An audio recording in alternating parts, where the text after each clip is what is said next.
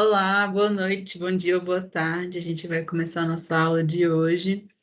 Hoje a nossa aula é sobre cultura afro-brasileira nas escolas, com foco no tema musicalidades. A gente vai apresentar alguns artistas negros do Brasil, e a maioria deles, em suas músicas, trabalham com o tema da afro-brasilidade e ressaltam bastante as raízes da música afro-brasileira e a história dela no Brasil. A gente vai mostrar um pouco disso para vocês. Na aula de hoje trataremos das polaridades da música afro-brasileira, apresentando como este tema faz parte do repertório musical de alguns artistas. Pode passar. Para começar, a gente vai falar um pouquinho sobre a Clementina de Jesus, ou Kelê, que nasceu no ano 1901 ou 1902, né? Não tem informação certa sobre a data de nascimento dela, no Rio de Janeiro. Inicialmente, ela cantava só para uma roda de amigos, então ela exercia o trabalho doméstico, que foi uma profissão que ela teve por mais de 20 anos, e ela conciliava isso com as rodas de samba. Então, ela vem dessa tradição de mulheres negras que participavam de rodas de samba, e é aquela questão de juntar a vizinhança no quintal de casa e tocar um samba e tudo mais. Mas isso mudou quando ela foi descoberta em 1960 pelo compositor e poeta Hermínio Belo de Carvalho, que ficou fascinado pela voz dela, pela melodia, e a convidou para participar de um show chamado O Menestrel, que era uma iniciativa de juntar, integrar música popular e música erudita. Só que isso aconteceu só quando ela tinha 64 anos, então assim, ela era uma mulher de bastante talento, mas também refletia o seu tempo, que é essas questões, essas dinâmicas raciais de cantores negros, né? Ainda mais naquele tempo que a abolição da escravidão tinha acontecido em 1988, então o racismo se prova bastante aqui na ascensão dela, né? E ela tem um repertório musical que está muito presente na tradição oral, que é uma questão muito importante para pessoas negras, que é essa interação de grupo, que é passar as tradições para os seus as tradições dos seus antepassados para os seus filhos e netos e tudo mais. E ela contava essas histórias, contava as histórias da sua mãe também, e também cantava alguns cantos dos escravizados. Essa música trazia muito essa realidade e ela foi muito importante.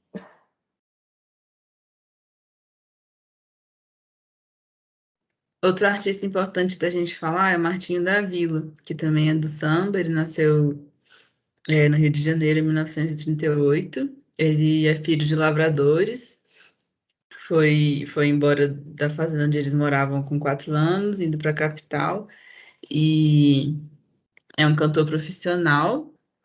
Ele iniciou em 1969, quando lançou o EP intitulado Martinho da Vila, que foi o maior sucesso do Brasil em execução e vendagem. Ele emplacou outros grandes sucessos. Nessa época o samba estava bastante em ascensão, e também ele é muito confiante na escola de samba da Vila Isabel. A história dele se mistura com a história dessa escola de samba, e ele tem várias músicas sobre essa história que ele tem com a Vila Isabel. Ele também tem uma filha chamada Martinalha, que também é do samba, também canta. E também fala muito da escola de samba da Vila Isabel. O samba passou muito tempo sendo um estilo de música marginalizado, né? Que contava as histórias das pessoas que moravam na periferia. Então, muitas vezes falavam de roubo, assassinato, relações sexuais, e por isso as pessoas achavam que era músicas que falavam de baixaria, mas aí depois começou a se popularizar.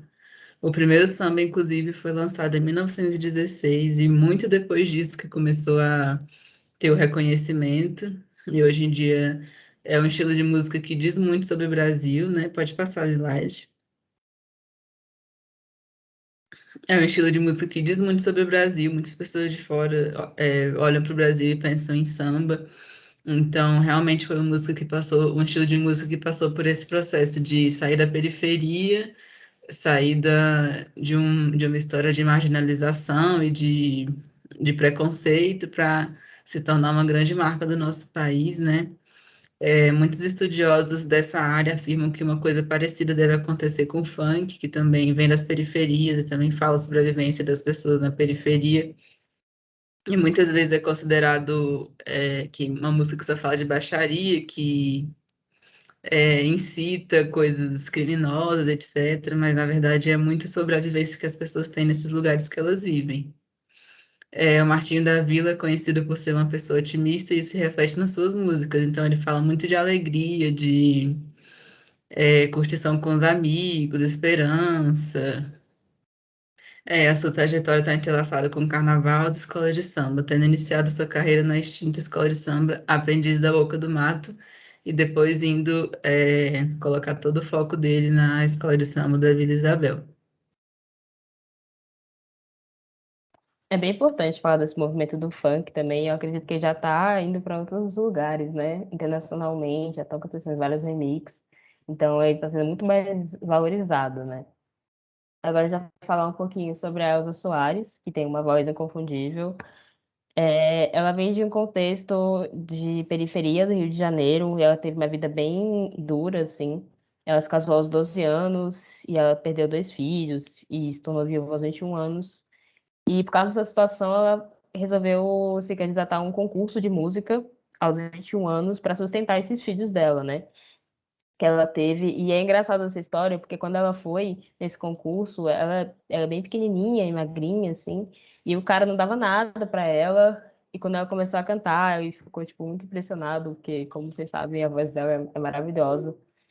E ela teve, como eu disse, ela teve uma vida muito dura. Ela se casou com o Garrincha, que se tornou alcoólatra e batia bastante nela. Ela sofreu várias violências físicas dentro desse casamento.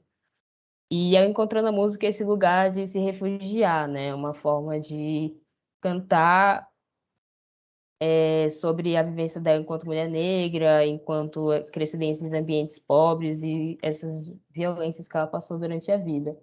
Aí que trazendo um pouco mais, que ela foi descoberta pelo radialista Ari Barroso, né? Nesse concurso musical que eu falei agora há pouco. E esse repertório ele traz muitas questões raciais, né, como a violência doméstica, sua violência enquanto mulher negra e pobre na sociedade que a gente vive. E elas tratam desses temas delicados, mas sempre de uma forma de resistência. E ela está produzindo até hoje, ela está nativa aí. Ela lançou, e entre os principais sucessos da carreira dela tem Canta Minha Gente, A Carne e A Mulher no Fim do Mundo. E também a Maria da Vila Matilde. Então, ela é um personagem muito importante da música afro-brasileira, para trazer essas histórias de uma forma melódica e, ao mesmo tempo, muito tocante. Outro artista que a gente quis mostrar é o Gilberto Gil, que nasceu em 1942. Ele e a família são do interior da Bahia, Ituaçu, mas eles se mudaram para Salvador. Diferente da maioria dos negros, e principalmente naquela época, né? O Gil teve uma condição de vida muito melhor do que a da maioria das pessoas negras de Salvador, né? Ele é filho de médico, de uma professora. E ele sempre demonstrou desde os 3 anos de idade, né, interesse pela música. Ele tentou cursar engenharia, tentou cursar administração de empresas, mas aí ele foi se encantando cada vez mais pela música e também começando a andar com outros músicos de Salvador, né, tipo Caetano Veloso, Maria Bethânia, galera dos Novos Baianos também. E pode passar o slide. E ele foi super importante no movimento da Tropicália no Brasil. E ele foi o fundador do movimento, né? Foi uma peça principal, assim, na Tropicália.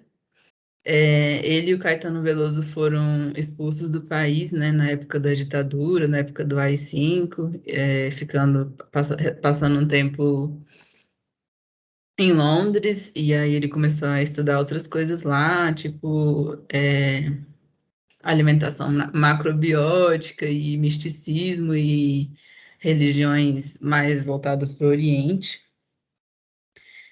O movimento tropicalista foi considerado subversivo pela ditadura militar e Gilberto Gil e Caetano foram presos e se exilaram na Inglaterra, né?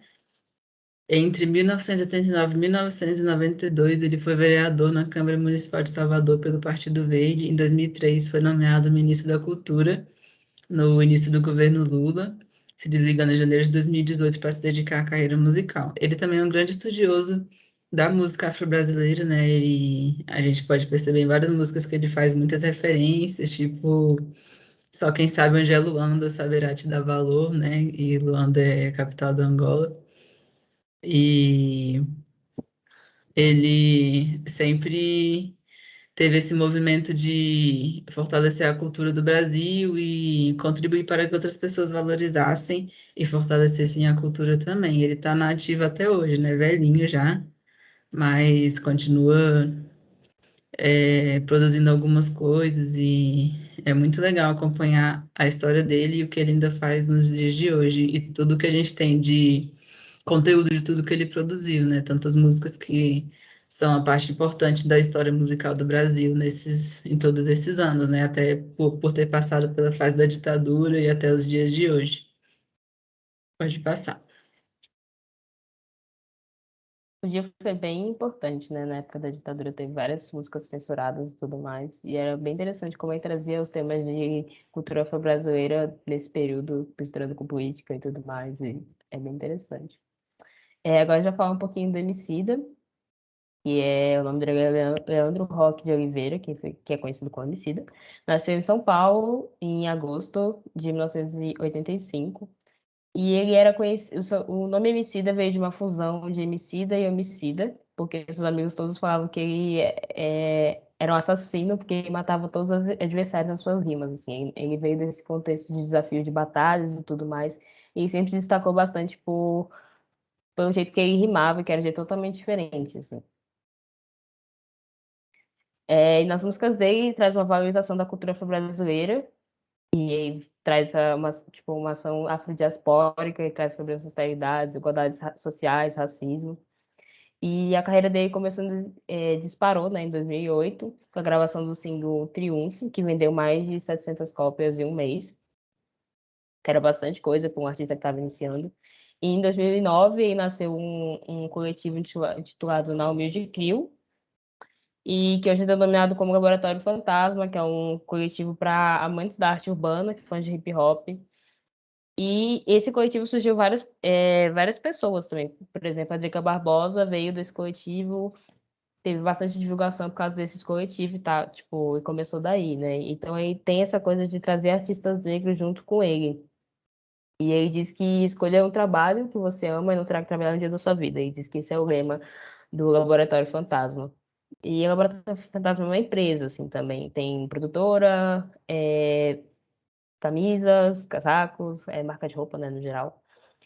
E entre os alvos dele se destaca o Glorioso Retorno de Quem Nunca Esteve Aqui, de 2013, sobre crianças, quadris, pesadelos e lições de casa, de 2015, e o último CD que ele lançou foi o Amarelo, que é um projeto enorme, que tem podcast, tem 2 filmes que foram lançados pela Netflix, um em 2020, um e agora em 2021. E o Amarelo ele traz bastante o que essa questão afrodiaspórica. Ele diz que a missão dele é, cada vez que ele pegar numa caneta e um microfone, ele devolve a alma de cada um dos irmãos dele que um dia sentiram que não tiveram uma alma. Essa frase, ele diz, nesse contexto, em relação ao contexto da escravidão, em que diziam que pessoas negras não tinham alma. Então, a gente pode perceber que os temas afrodiaspóricos e essa ação, né, afrodiaspórica está muito presente no trabalho dele. E ele é bem importante atualmente. Ele é uma personalidade muito influente atualmente. É legal falar também do documentário, né? Do Emicida, tudo é Amarela, Sim, tudo para ontem, que ele faz praticamente uma grande homenagem, né, a a galera que produzia e produz música negra atualmente, todo mundo que veio antes, né? Ele cita também o Sankofa, que é um, um desenho de um pássaro com a cabeça para frente e olhando para trás, e aí o Sankofa representa olhar para trás para poder olhar para frente, né? Que é valorizar tudo que veio antes para poder seguir a nossa vida sabendo tudo que já foi feito para a gente poder estar aqui hoje.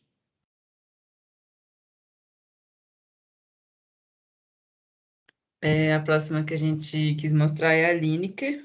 Ela nasceu no interior de São Paulo, em Araraquara, compositora e cantora. Ela tem muita influência do samba, samba rock, jazz, soul. É, ela chegou a cursar teatro, artes cênicas, né, na Universidade de Santo André, na Escola Livre de Santo André, e ela veio de uma família muito artística, então ela já vivia no meio de pessoas que cantavam, sapateavam, que já valorizavam muito a arte, a música, e ela às vezes se sentia meio tímida porque sentia que as pessoas na volta dela eram muito mais experientes e que ela não tinha todo aquele potencial, mas ela tem uma voz extremamente versátil, consegue transitar entre agudo e falsetes e faz músicas super profundas também. Ela até fala que a maioria das músicas dela são cartas de amor e eu acho que até para nossa geração, assim, ela foi uma pessoa que tem impactado muito por ser uma mulher trans, por ser uma pessoa que fala tanto de amor, né, nas músicas dela e de afeto, carinho, é, frustração também, a atração não correspondida, flerte, sexo e esses cotidianos da vida afetiva, e muita gente acaba se identificando com a vivência dela, as coisas que ela conta por meio das músicas. A negritude também é tema de destaque, não só nos seus trabalhos, mas no que ela diz, no que ela representa no dia a dia, no que ela fala nas redes sociais. É, ela combina muitas referências diversas da música negra, e tanto do Brasil quanto de outros lugares, né? Algumas referências estadunidenses, assim. E ela é uma artista super importante, assim, nos dias de hoje. Acabou de lançar um álbum novo hoje, inclusive. Então, quem não conhece, eu super recomendo que procure conhecer melhor. Uma coisa legal de falar também é que ela se aventurou na carreira de atriz, né? Que ela lançou Manhãs de Setembro esse ano. E ela tá ótima nessa série, inclusive. Agora já falar um pouquinho da Isa. Ela se chama Isabela Cristina Corrêa de Lima, conhecida artisticamente como Isa Legião. Ela nasceu no subúrbio do Rio de Janeiro, em 3 de setembro de 1990. Ela sempre teve essa vocação artística. Quando ela era criança, ela já se apresentava cantando, atuando e dançando para os amigos e parentes, assim. Então, ela sempre teve essa vocação, assim, né? E ela tem um repertório muito eclético, passando do pop, R&B, reggae, soul, entre outros, e colocando elementos da cultura afro-brasileira nas suas canções, como, por exemplo, o berimbau, que está na música Ginga. Berimbau, que vem bastante da capoeira, né? Aquele som bem típico da capoeira. E ela tem esse repertório muito amplo e ela está fazendo bastante sucesso internacionalmente, assim, a carreira internacional dela deslanchou bastante nos últimos anos e ela tem uma voz belíssima, assim. E ela começou fazendo covers no YouTube. Em 2016 ela conseguiu fechar um contrato com a gravadora. E os principais reconhecimentos da carreira dela era o programa Música Boa ao Vivo, da Multishow. Ela já foi indicada ao Grammy Latino de melhor álbum pop contemporâneo em língua portuguesa. E ela tem uma participação no The Voice Brasil, que é da Rede Globo, como substituto do Carlinhos Brown, na 7ª temporada. E ela também dublou a personagem Nala na versão do filme Rei Leão. E na versão original, quem dublou esse personagem foi a Beyoncé. Então, assim, é bastante coisa. Essa é a grande Bia Ferreira, nasceu em 1993, em Carangola, Minas Gerais. A família dela também é de Aracaju, no Sergipe. Ela também chegou a morar um tempo lá e tal. Iniciou suas atividades musicais no ano de 2009. A família dela é muito evangélica e ela estudava música desde criança. Sua mãe era cantora de coral, pianista, então ela acabou sendo levada para o estudo do piano e depois entrou no Conservatório Brasileiro de Música. Ela usa muito violão hoje em dia, inclusive em 2018, quando ela já estava morando em São Paulo para divulgar mais seu trabalho, né? Ela foi entre 2015 e 2016 para São Paulo para conseguir trabalhar mais na área da música. Em 2018, ela lançou uma chamada Cota Não É Esmola, que foi um vídeo que viralizou no YouTube, no qual ela conta sobre a história das cotas, né, e a importância delas hoje em dia, sobretudo para a entrada de pessoas negras, pessoas de baixa renda nas universidades públicas, né, a importância das cotas para uma mudança no nosso país a partir da educação, né, e da inclusão de pessoas que antes não conseguiam estar nas universidades. É, ela domina ainda outros 24 instrumentos musicais, como contrabaixo elétrico, cavaquinho, atabaque, djembe e bateria. E é uma artista super importante, assim, de conhecer, porque ela própria intitula sua música como MMP, que é Música de Mulher Preta. Então, ela faz contribuições muito legais também, é uma mulher negra, lésbica, e que faz músicas, assim, sobre a vivência dela e anda muito na militância também. Então, o trabalho dela é muito importante nesse sentido também. É bem legal acompanhar ela no Instagram também. Ela posta bastante coisa, coisas políticas e tudo mais, é bem interessante. Agora a gente vai falar um pouquinho sobre o Carlinhos Brown. Ele é nascido em 1962, ele nasceu no Candeal Pequeno, em Salvador. E o Brown ele é um musicista assim de mão cheia, ele é um artista que vai por várias vertentes e tudo mais. E ele é visto como um dos mais criativos e inovadores da música brasileira e internacional. Ele, inclusive, já foi até indicado não, ao Oscar, com uma canção original feita para o filme Rio, isso em 2012. Infelizmente ele não ganhou, mas uma indicação ao Oscar é bastante coisa. Então, ele tem múltiplas linguagens artísticas, como eu disse. Ele é compositor, instrumentista, cantor, produtor. Ele também é líder comunitário, ele é embaixador ibero-americano para a cultura. Ele também trabalhou como jurado na Rede Globo, no The Voice e no The Voice Kids também. Então, ele podemos dizer que ele é um artista bem eclético, assim, trabalha com várias linguagens artísticas. E ele tem mais de 800 canções criadas, e ele se destaca por essa capacidade tão grande de composição, e tantas músicas fizeram sucesso também, sabe? Ele é um ícone, assim. Acho que é bem importante também pontuar que ele teve uma carreira internacional, ele tem, né, uma carreira internacional bem consolidada, assim. Ele ajudou a levar essa arte brasileira para outros lugares do mundo. Então, ele é um músico bem importante para nossa geração.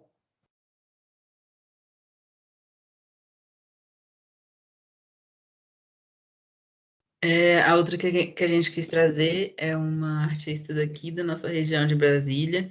Ela foi criada em Taguatinga e se formou em artes cênicas na UNB. É, ela participou do The Voice Brasil e tem uma carreira assim muito impactante na música, né? Mais de 16 anos de estrada, acumulou prêmios, festivais, 5 discos lançados. Ela tem um timbre cintilante, sim, uma voz que você escuta e realmente não esquece. Tem uma força assim muito magnífica, muito brilhante e um sorriso incrível também, uma pessoa muito assim cheia de conteúdo, né? E muito versátil também. Ela é uma super ativista política. Ela participa do programa Estação Plural, exibido pela TV Brasil.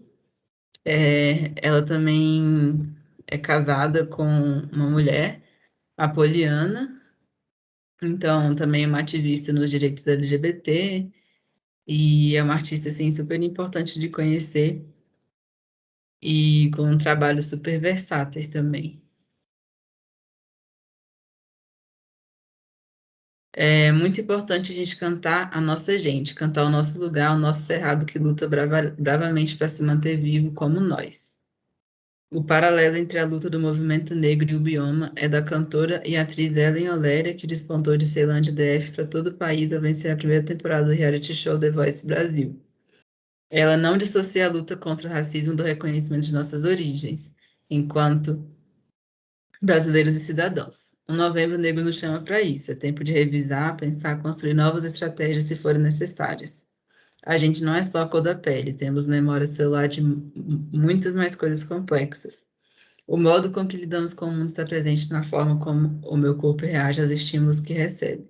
Artistas brancas, pessoas brancas também vivenciam essa memória. É muito complexo num país que tem uma herança patriarcal e racista, a gente saber que nosso corpo carrega também essa dimensão ancestral completa.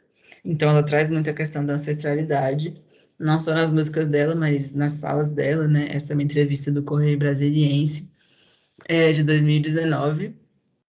Então, é muito importante a gente escutar não só a música dessas pessoas, mas o que elas têm para dizer, o que elas pensam, o que elas já vivenciaram, o que elas trazem sobre ancestralidade, o que elas trazem que pode acrescentar na história do nosso país e nas mudanças que precisam acontecer também.